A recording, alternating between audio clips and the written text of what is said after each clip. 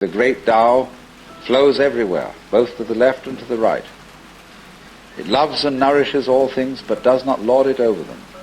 And when merits are accomplished, it lays no claim to them. The more, therefore, you relinquish power, trust others, the more powerful you become. But in such a way that instead of having to lie awake nights, controlling everything, you do it beautifully by trusting the job to everyone else. And they carry it on for you. So you can go to sleep at night and trust your nervous system to wake you up in the morning. You can even tell it, I want to wake up at 6 o'clock, and it'll wake you up just like an alarm clock. This seems a sort of paradox to say this, but the principle of unity, of coming to a sense of oneness with the whole of the rest of the universe, is not to try to obtain power over the rest of the universe. That will only disturb it and antagonize it and make it seem less one with you than ever. The way to become one with the universe is to trust it as another, as you would another, and say, let's see what you're going to do. But in doing that, you see, in saying that to everything else that you have been taught to think is not you, you are also saying it to yourself. Because finally, as I pointed out, you do not know where your decisions come from. They pop up like hiccups. And when you make a decision, people have a great deal of anxiety about making decisions. There's this guy farmer, who ordered a help man come in, and found he was an extraordinarily efficient worker, because the first day he put him on sawing logs. And he sawed more logs than anybody had ever sawed. It was fantastic. But it was all done in one day. So the next day he put him on to mending fences. And there were all kinds of broken fences around the farm. In one day he had the whole thing done. So he thought, what am I going to do with this guy? So he took him down into a basement and said, look, here are all the potatoes that have come in from this harvest. And I want you to sort them into 3 groups. Those that we sell, those that we use for seeding, and those that we throw away. So he left him at that. At the end of the day, the laborer came back and said, well, that's enough, mister. I quit. Oh, he said, you can't quit. I've never had such an excellent worker. I'll raise your salary. I'll do anything to keep you around here. I said, no. It's all right mending fences and chopping wood, but this potato business is decision after decision after decision after decision.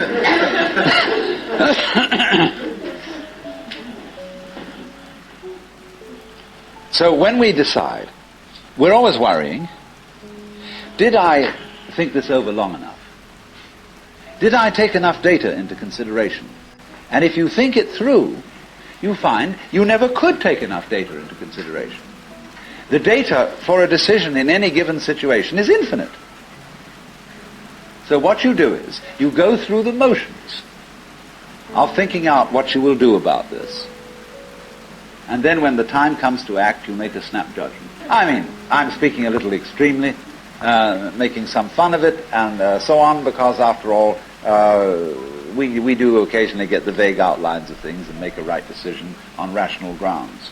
But we fortunately forget the variables that could have interfered with this coming out right. It's amazing how often it works. But warriors are people who think of all the variables beyond their control and what might happen. So then when you make a decision, and it works out all right, I think very little of it has much to do with your conscious intent and control. But somehow or other, you are able to decide and control things more harmoniously if you delegate authority. Why, very great businessmen are those who can delegate authority. Trust others to work for them. Because those are people developing businesses on the same basic structure that is fundamental to a living organism. Delegation of authority. It loves and nourishes all things, but does not lord it over them.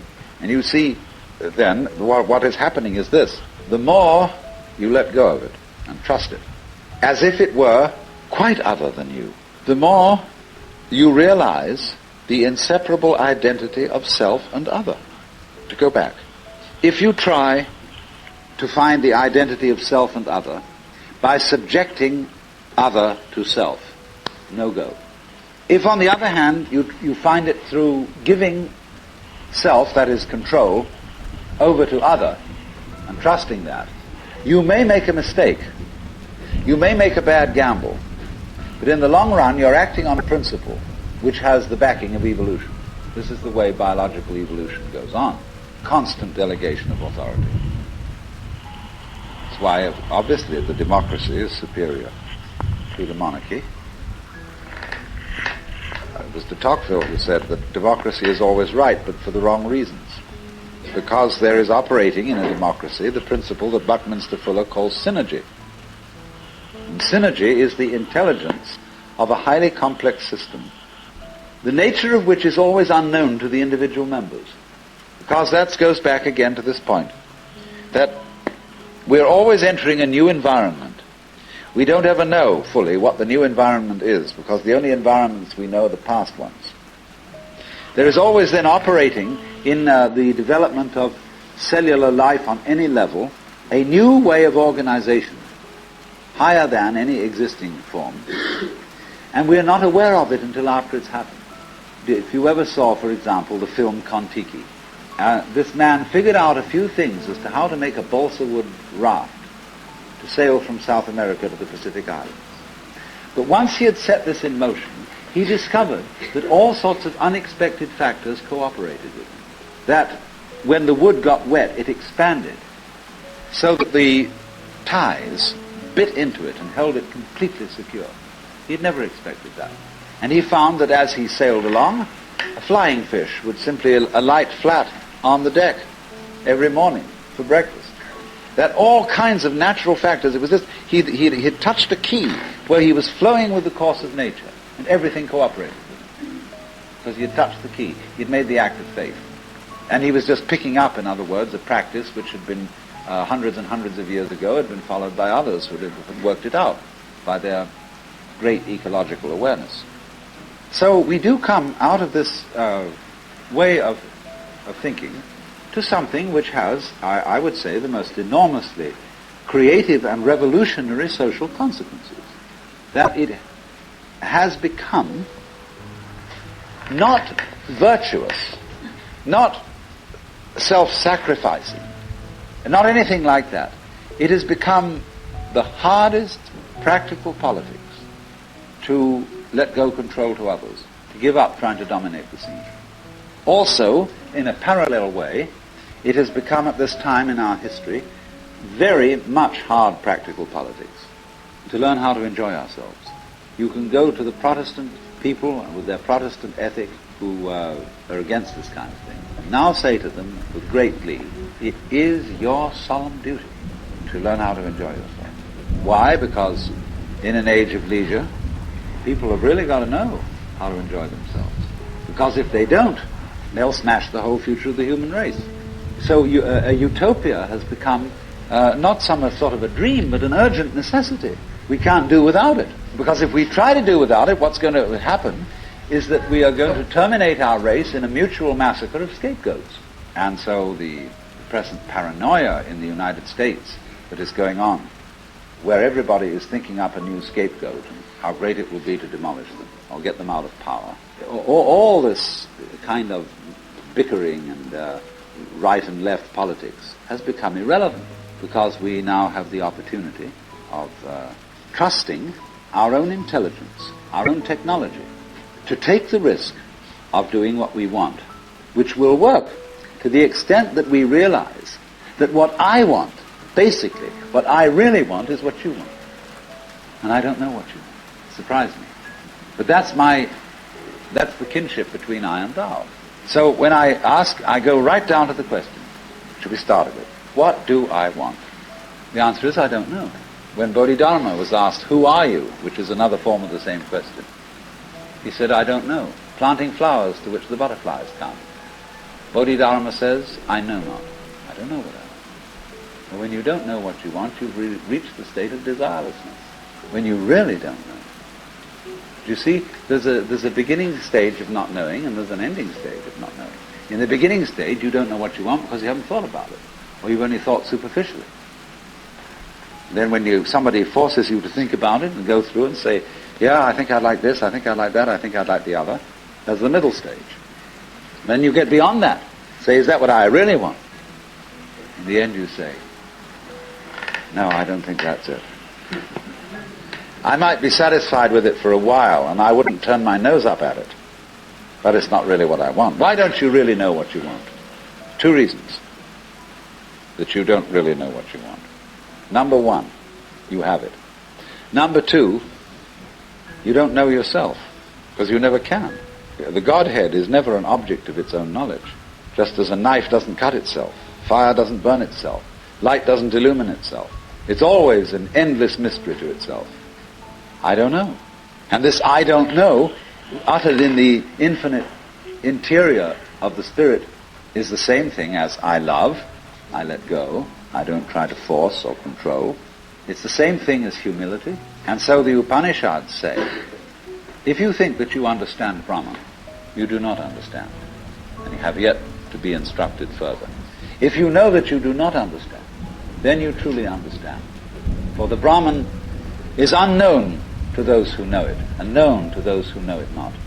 And the principle is that any time you, as it were, voluntarily let up control, in other words, cease to cling to yourself, you have an access of power. Because you're wasting energy all the time in self-defense, trying to manage things, trying to force things to conform to your will. The moment you stop doing that, that wasted energy is available. And therefore, you are, in that sense, having that energy available, you are one with the divine principle. You have the energy. When you're trying, however, to act as if you were God, that is to say, you don't trust anybody and you're the dictator and you have to keep everybody in line, you lose the divine energy. Because what you're doing is simply defending yourself. So then, the principle is, the more you give it away, the more it comes back. Now you say, I don't have the courage to give it away. I'm afraid. And you can only overcome that by realizing, you better give it away because there's no way holding on to it. The meaning of the fact, you see, that everything is dissolving constantly, that we're all falling apart, we're all in a process of constant death, and that the worldly hope men set their hearts upon turns ashes, or it prospers, and like snow upon the desert's dusty face, lighting a little hour or two is gone. You know, all that Omar Khayyam jazz. You know, the cloud-capped towers, the gorgeous palaces, the great globe itself, I, all which it inherits, shall dissolve, and like this insubstantial pageant faded, leave not a rack behind. All falling apart. Everything is. That's the great assistance to you. See, that fact that everything is in decay is your helper. That is allowing you that you don't have to let go because there's nothing to hold on to. It's achieved for you, in other words, by the process of nature. So once you see that you just don't have a prayer, and it's all washed up, and that you will vanish and leave not a rack behind, and you really get with that, suddenly you find you have the power, this enormous access of energy. But it's not power that came to you because you grabbed it. It came in entirely the opposite way. The power that comes to you in that opposite way is power with which you can be trusted. Of course, what we've been talking about is not so much a set of ideas as an experience, or shall we say experiencing. And this kind of seminar, in comparison with encounter groups or workshops of various kinds, or experiments in sensory awareness, is now being called a conceptual seminar, although I'm not talking about concepts. But the crucial question arises that a real feeling understanding of the polar relationship between the individual and the world is something that operates, as we say, in your bones, and isn't just a view that you hold or a belief that you hold. It's so curious that the emphasis of the Western tradition in religion is primarily upon right belief. Do you believe in the right dogmas and the right doctrines? And only secondarily upon right action, because what you believe is, in Christianity at any rate, far more important than what you do, because one is saved through faith, not by works. And early in its history, the Christian church rejected the movement in the church which had been known as Gnosticism, from the Greek gnosis, which means knowledge. And in a way there were some sound reasons for doing so, because the Gnostics were what I would call anti-materialists. They divided human beings into 3 classes that were called, respectively, pneumatic, psychic, and hylic, the last one being Hylic, from the Greek hyli, or they would call it now Ele, meaning wood. So the people were spiritual, psychological, and wooden. And that is to say, the wooden people were those most absorbed in materiality and most closely identified with their bodies. And Orthodox Christianity rejected this sort of distinction because of the perfectly correct idea that material existence is not inconsistent with spirituality. This is something which most Christians have forgotten. But they do believe, as the central principle of Christianity, in what's called the Incarnation, that in the Jesus of Nazareth, Almighty God did in fact become material, become human. And by this process initiated a transformation of the cosmos. In the words of St. Athanasius, God became man, that man might become God. And you don't hear that from the pulpit very often.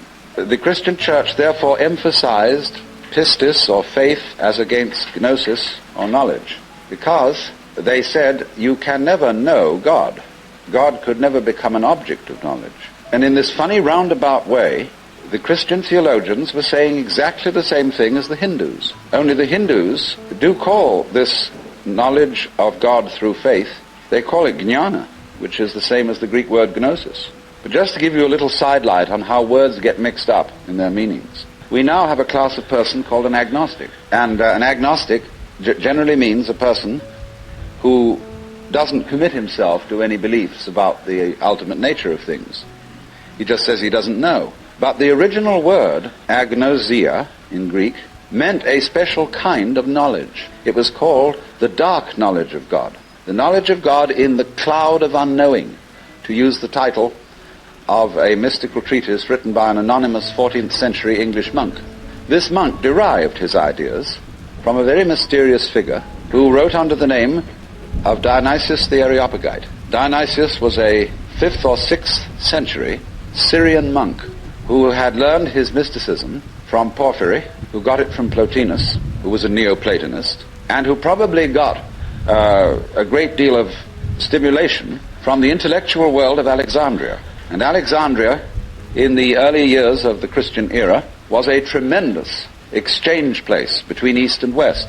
Buddhist monks visited Alexandria. It was one of the great centers of trade between Rome and India.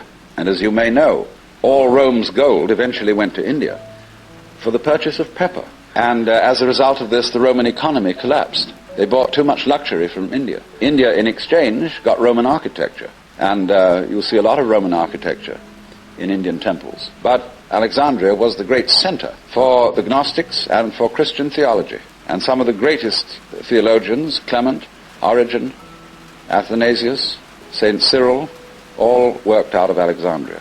Well, now going back to this strange monk, Dionysius, it was he who first put around the idea in Christian circles that there was such a thing of the knowledge as the knowledge of God by faith, by agnosia, really, by unknowing.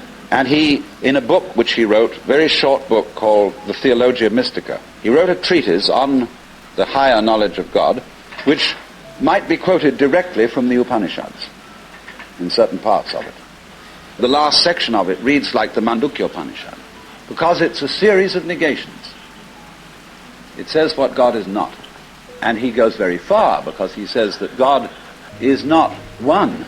He says our idea of unity falls far short of what God is. So does our idea of Trinity. So does our idea of spirit, our idea of mind, of justice, of love. All these things are not really God. And he says in another place, if anybody, having seen God, understood what he had seen, what he would have seen would not have been God, but some creature of God, less than God, some sort of angel or something like that. It's perfectly amazing to consider the influence that this man had. For writing under the name of Dionysius the Areopagite, he became identified, you see, with St. Paul's first convert in Athens. And legend has it that he was the first bishop of Athens and was martyred in Gaul, where he's known as St. Denis. But St. Thomas Aquinas looked upon the writings of Dionysius the Areopagite as having the highest authority. And you could, if all the texts of Dionysius' work had been lost, you could restore most of it from quotations in St. Thomas. He wrote really two very important books. One was the one I said, the Theologia Mystica. The other was called the Divine Names.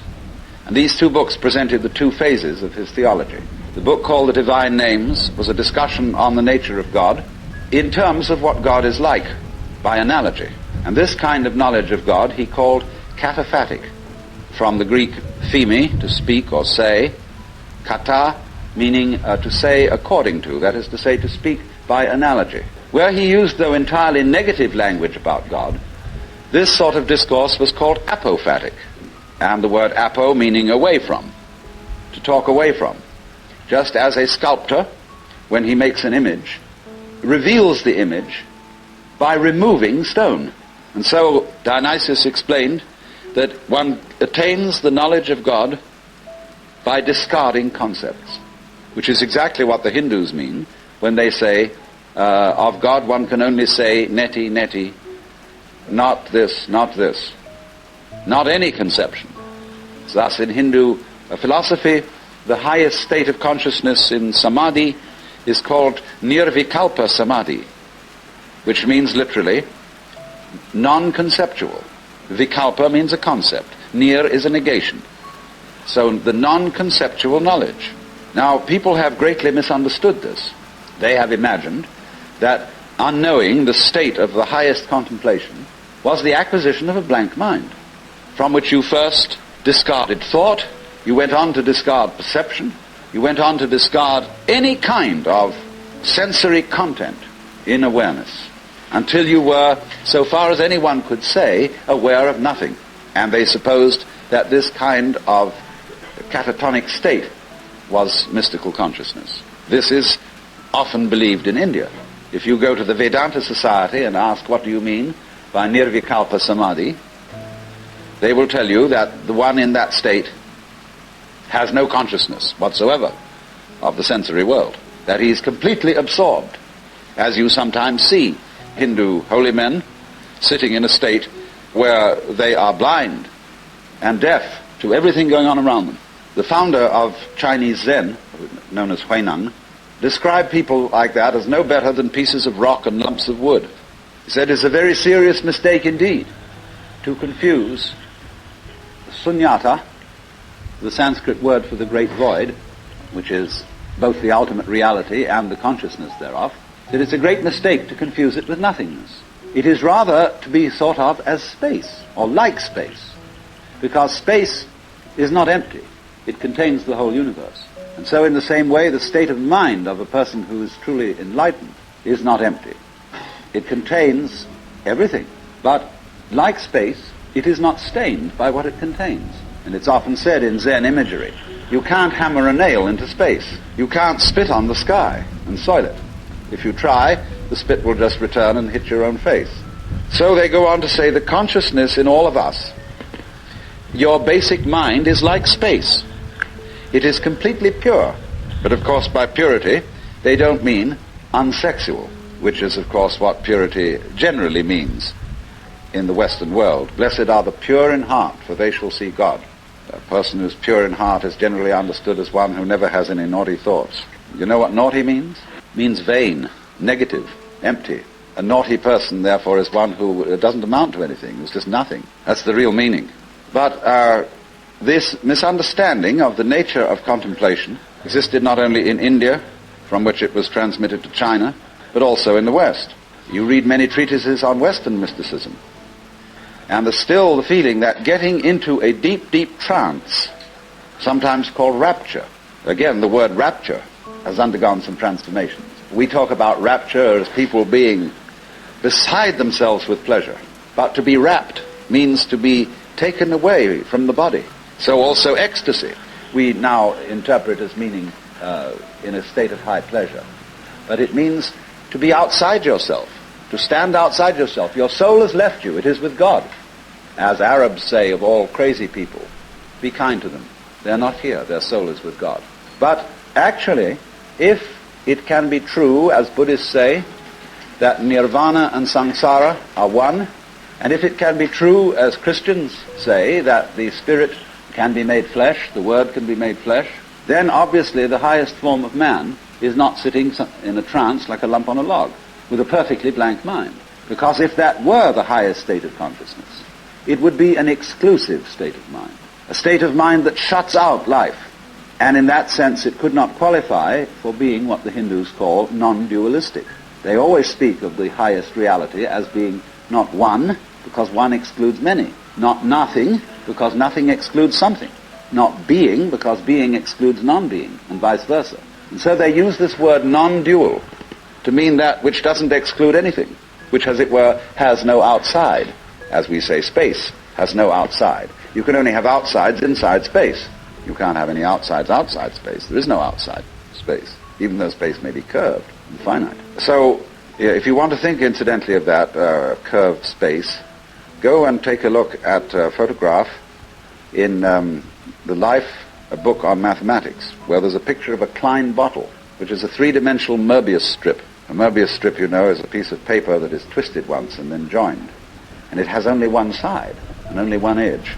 Now, a Klein bottle is a three-dimensional Möbius strip, and it only has one inside. It has no outside. You can say it has an inside and no outside, or it has an outside and no inside. It's a fabulous little trick. But something like that would be the nature of space, as that which does indeed transcend the opposites. Not quite. No, we'd have to do one extra move on a serpent to make it into a Klein bottle. You'd have to tuck its head through the side of its skin and make the aperture through the mouth continuous with the inside of the serpent towards the tail, you see. That's more or less what a Klein bottle is.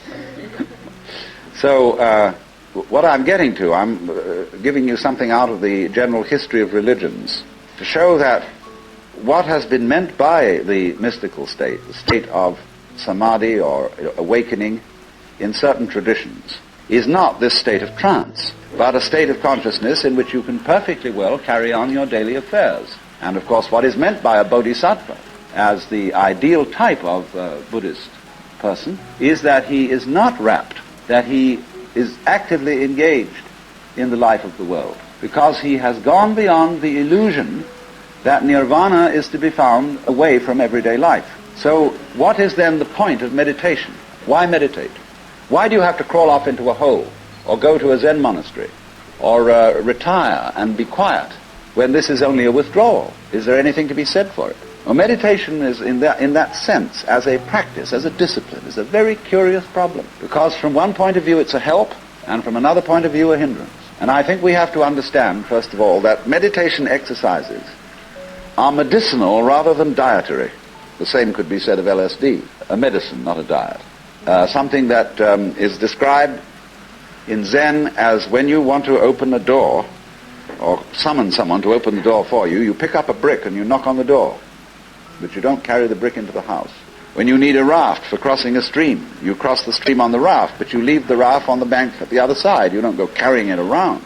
But a lot of people, when they get into meditation, or they get into religion, or into any kind of exploration of this sort, turn the door into a revolving door and keep on going round and round and round and never get through.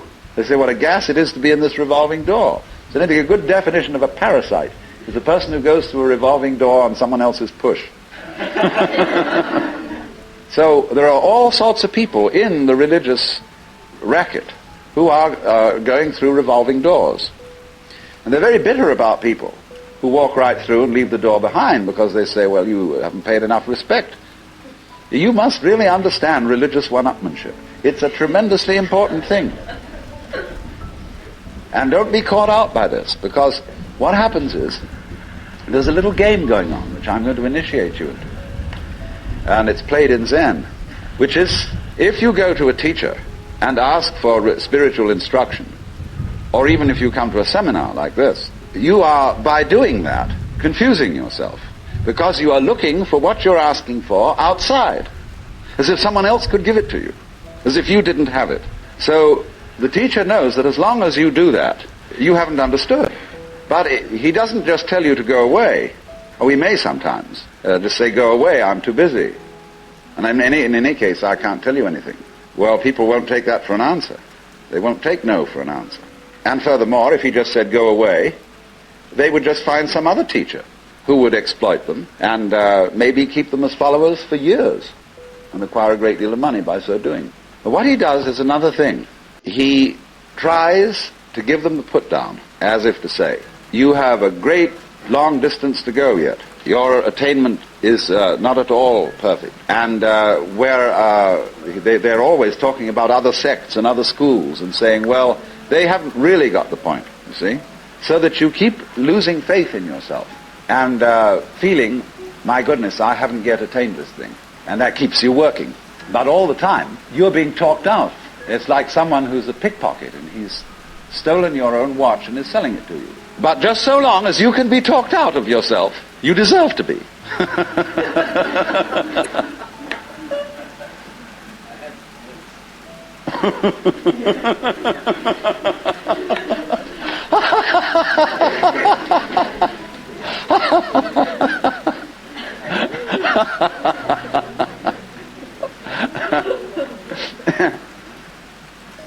Now, you become very aware of this if you ever do momentarily slip into some sort of mystical experience.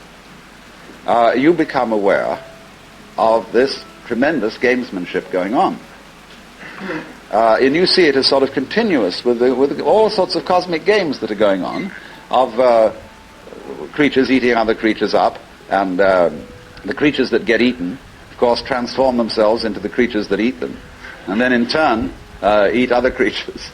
And you see the whole hide-and-seek game going on, and then you realize very clearly that the state of development that you are in now is no better and no worse than anybody else's state, because it's like space again. Which planet is in, or which star is in the best position? Well, it's all equal. They're all in the middle. Any one can be considered as the center one. Any point on a sphere is the center of the surface of the sphere.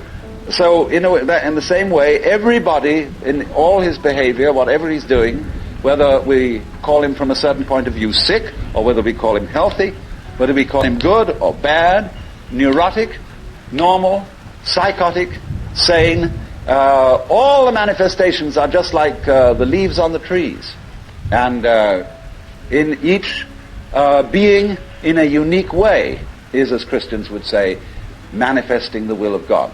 So, there really, from that point of view, you see, there is nothing to do to attain Buddhahood. Nothing at all. But you see, that's very difficult to understand, because a lot of people, when they hear that there's nothing to do, try to do nothing. And you can't, because you are karma, and karma means action. You can't do nothing. But the thing you're looking for, or think you're looking for, is what you're doing, is what's called you.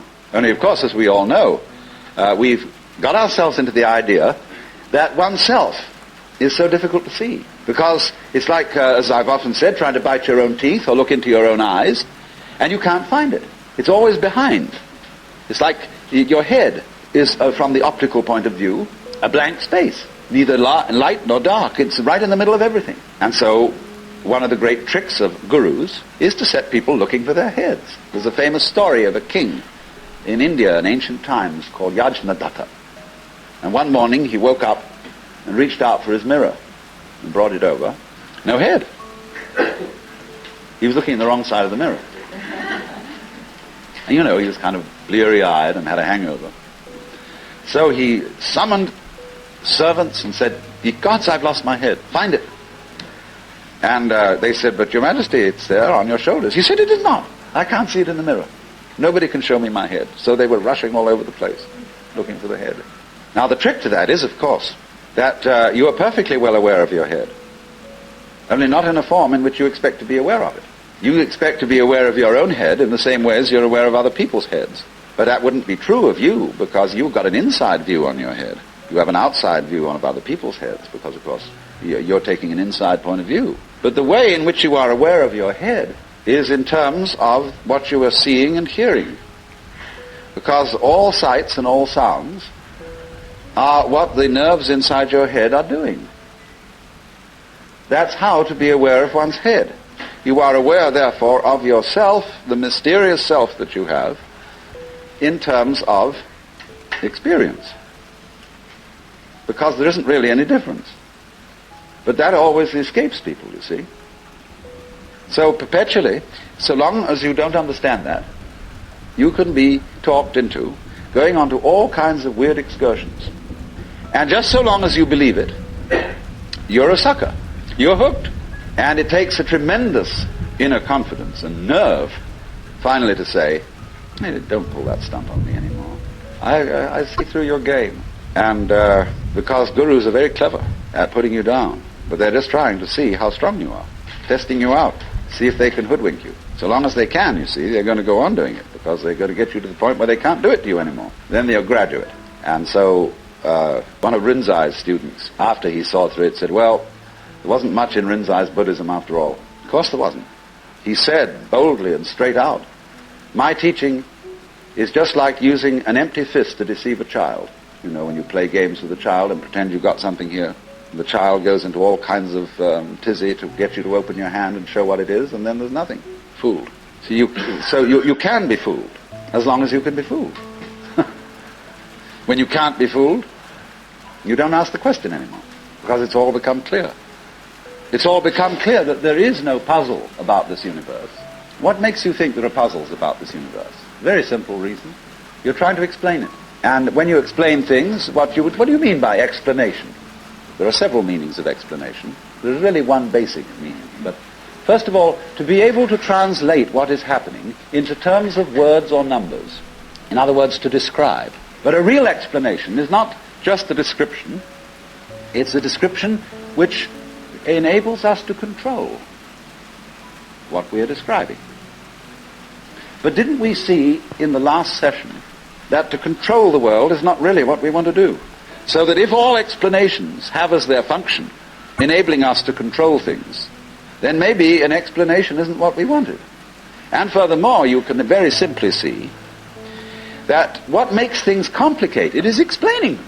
When somebody explains to you how a flower works, and he's a great botanist, and analyzes all the innards of a flower, and shows the channels, the fibers, the processes of reproduction, and so on that go on in it, everybody stands fascinated.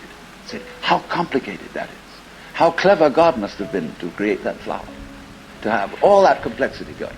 It isn't complicated at all. It's only complicated when you start thinking about it. Because the vehicle of words is a very clumsy one. And when you try to talk about the processes of nature, what is complicated is not the processes of nature, but trying to put them into words. That's as complicated as trying to drink up the ocean with a fork. Takes forever. And so this intense complexity that we see in everything is created by our attempt to analyze it all. And so what we do is, you see, when we analyze, we use our eyes and ears as scalpels. And we dissect everything. And we have to put a label on every piece we chop off. And so we scalpelize and we get it right down to atoms. Getting finer and finer, and we suddenly thought, well, we've got to the end of it, because the word atom means what is not cuttable. Atomos. But then we found we could cut the atom. And lo and behold, big fleas had little fleas upon their backs to bite them. And it goes on forever. There is no end to the minuteness which you can unveil through physical investigation. For the simple reason that the investigation itself is what is chopping things into pieces. And the sharper you can sharpen your knife, the finer you can cut it. And the knife of the intellect is very sharp indeed. And the sophisticated instruments that we can now make, there's probably no limit to it. But in a way, all that is vain knowledge, in a way. Because you see, what it does is, it gives you the illusion that you've solved your problems. When you have controlled certain things, and you have solved certain problems, practical problems. You say, fine, more of that please. Let's go on solving problems. And then you do. You create a world of people, as we are today, far more comfortable than people who lived in the 19th century. Just remember the troubles of going to a dentist when you were children, or some of you when you were children, of medicine, of badly heated homes, of all sorts of things that we don't put up with anymore. But the problem is we keep running into this thing that all constant stimulations of consciousness become unconscious. And when we take it as a matter of course to have certain comforts, then we switch the level on which we worry. when you solve a whole set of problems, people find new ones to worry about. And after a while, you begin to get that haven't we been here before feeling. Aren't we just going round on a cycle and doing the same old thing over and over and over again because we don't realize that we're chasing our own tails by an eternally recurrent process of not knowing who you are. That is the hide and seek. That is the nature of what the Hindus call the Manvantara and the Pralaya, the period of the Manvantara in which the worlds are manifested, and the period of the Pralaya in which the worlds are withdrawn from manifestation. In and out, in and out. Evermore came out by the same door as in I went. And the thing is to get to the point where you can see that you are doing that in every moment of your existence, with every tiny little atom of your body. You now, at this minute, you see, are the whole system of inning and outing. In other words, you often think perhaps, maybe a long, long time ahead, I shall reach the point where I wake up from manifestation and overcome the world illusion and discover that I am the supreme reality behind all this diversification. My friends, there is no diversification. In other words, what you call diversification is your game. In the same way as you chop the thing and then you say it is made of pieces. Because you forget that you cut it. And so when you see the world as complicated and that there are life problems and that you might one day succeed. See, hundreds and hundreds of people are running like mad after something that they call that is success, and they have no idea what it is. So in exactly the same way, the Guru is keeping you running and running after spiritual attainment. You don't know what you want. This is where Krishnamurti is so clever. Because he says, if you ask me for enlightenment, how can you ask me for enlightenment? If you don't know what it is, how do you know you want it? Is that any concept you have of it will be simply a way of trying to perpetuate the situation you're already in. If you think you know what you're going out for, all you're doing is you're seeking the past. What you already know, what you've already experienced. Therefore, that's not it, is it? Because you say you're looking for something quite new. But what do you mean new? What's your conception of something new? Well, you figure I can only think about it in terms of something old. Something I once had. So he doesn't say anything. He doesn't indicate anything positively. Everybody says, why are you so negative? Why don't you give us something to hang on to? Well, the simple answer is it would be spurious. You don't need anything to hang on to. You're it. You don't need a religion. But then you say, well, what is all this religious stuff about then? Why don't we just forget it and try? By all means. Just go away. Don't go to gurus. Don't go to church. Don't enter philosophical discussions. Forget it. But then you'll realize that by having consented to forget it, you're still seeking. What a trap. What can you do? You see? If you stay here and listen to me or to anyone else who comes around here, you're fooling yourself. But if you go away, you're fooling yourself too. Because you still think that's going to improve your situation. It won't. And therefore, when you discover that it doesn't, you'll think, well, maybe it was a mistake to go away, and you come back to the Guru. And he looks at you and says, you are very undisciplined, very inferior student. And you need to apply yourself. Well, as I explained what he's doing.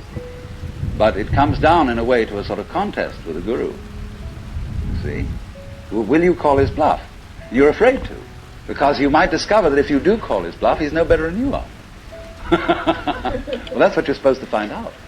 But without being cynical about it. He's as divine as you are. But you've got to call the bluff. There's going to be a showdown. And it's a double bind. The whole situation's a double bind. Because it doesn't do any good to stay here, and it doesn't do you any good to go away.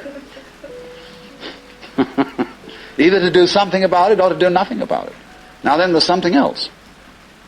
When you understand that, and when you realize that there's nothing to realize, because it's all here, then what are you going to do?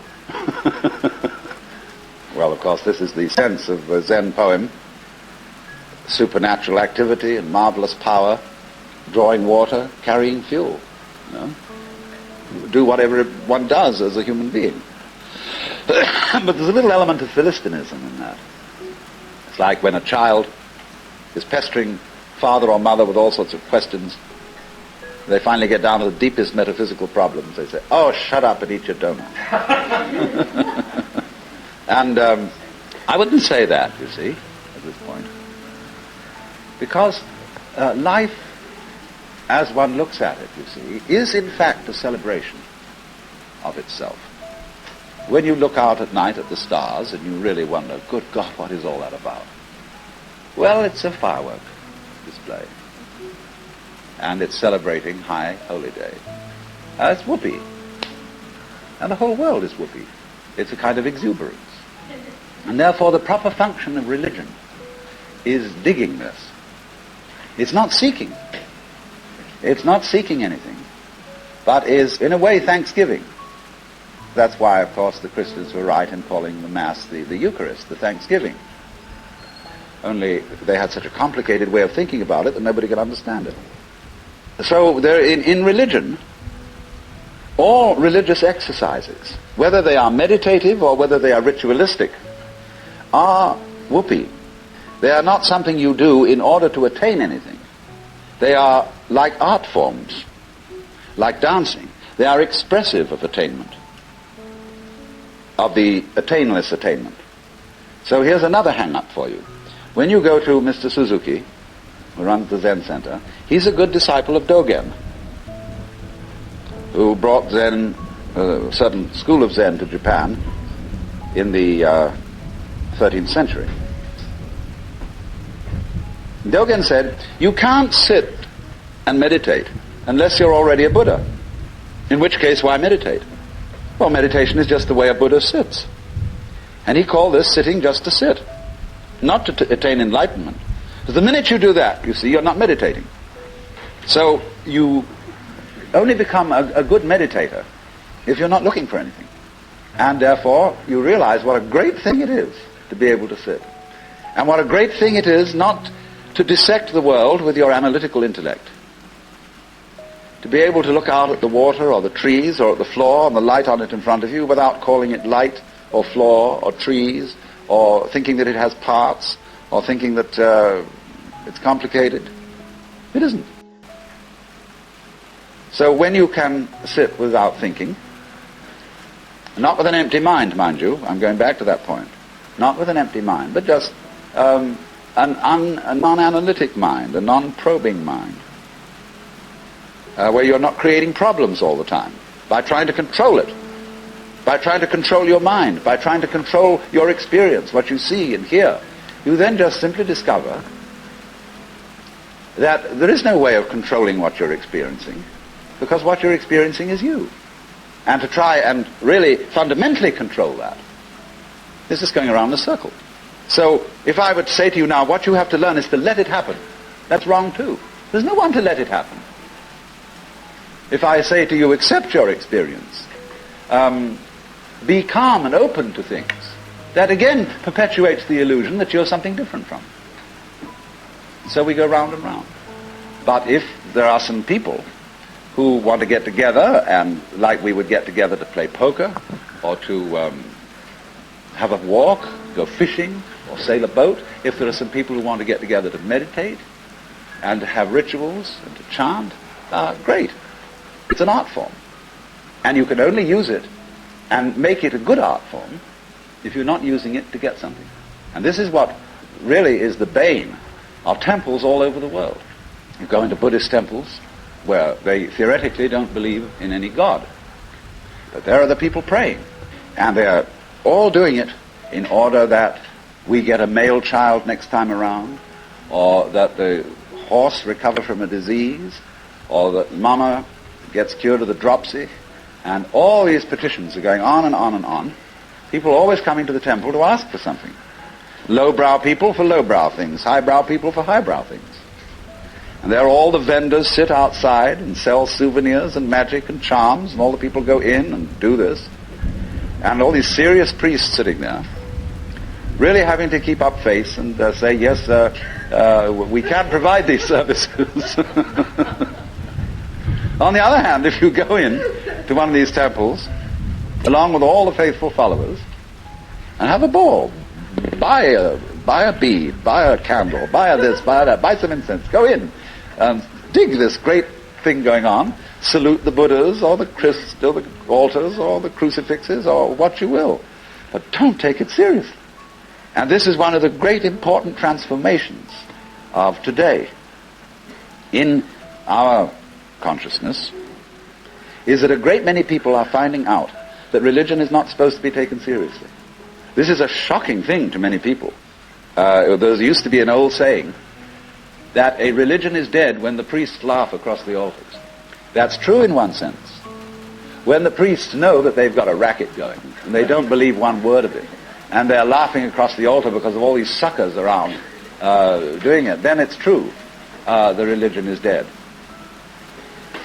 But when the priests laugh at the altars, because they're having such fun, because this whole scene is so beautiful, well, it's the difference between some stuffy old Buddhist priest humming a sutra and Allen Ginsberg chanting a sutra.